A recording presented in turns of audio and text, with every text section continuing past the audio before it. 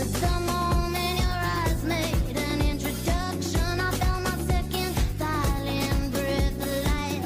Flawless to the point of being godly, yet I fell hard for your imperfections. And now it's slightly, whether it's slightly you want our hands gripped together, eye to eye through the storm. Yeah, I still believe in ever after with you. 'Cause I